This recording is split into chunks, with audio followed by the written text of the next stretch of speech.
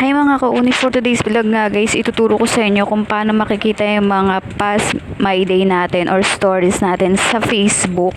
Kahit pa last year pa yan, makikita nyo yan dito sa ituturo kong tutorial sa inyo.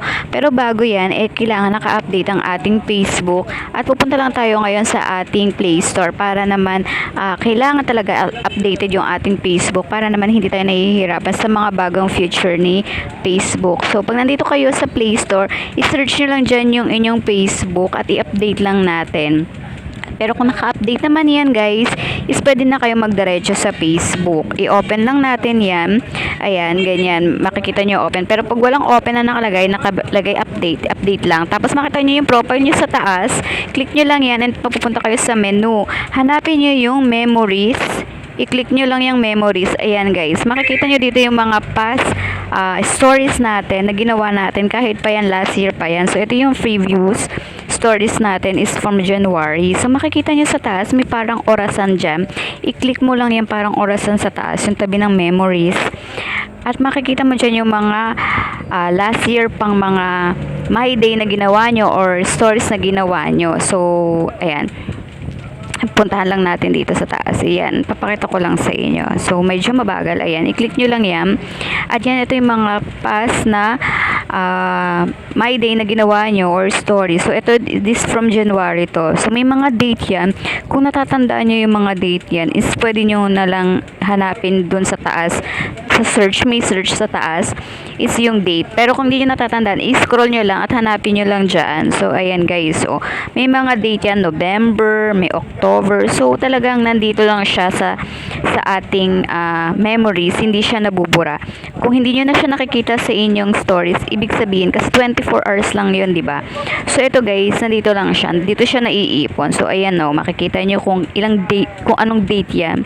So, dyan nyo lang siya pupuntahan. Kung meron kayong gustong i-upload ulit, yung mga past na i-upload nyo at gusto nyo ulit siyang i-upload, so dyan nyo lang siya hanapin. O, diba? Bongga.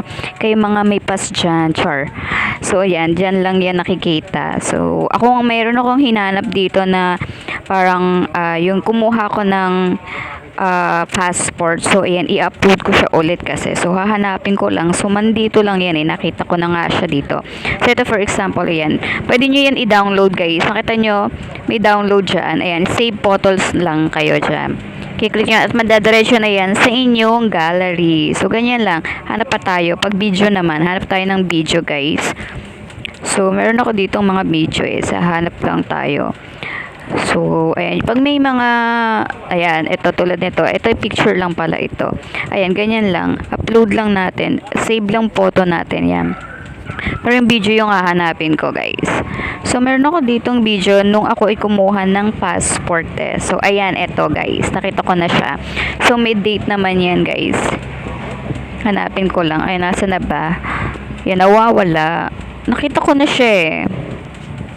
So, hindi ko lang alam kung saan ko siya nakita. Kanina nakita ko na, napindot ko na siya. So, ano lang tayo ng video. Ayan. So, nag-error kasi siya.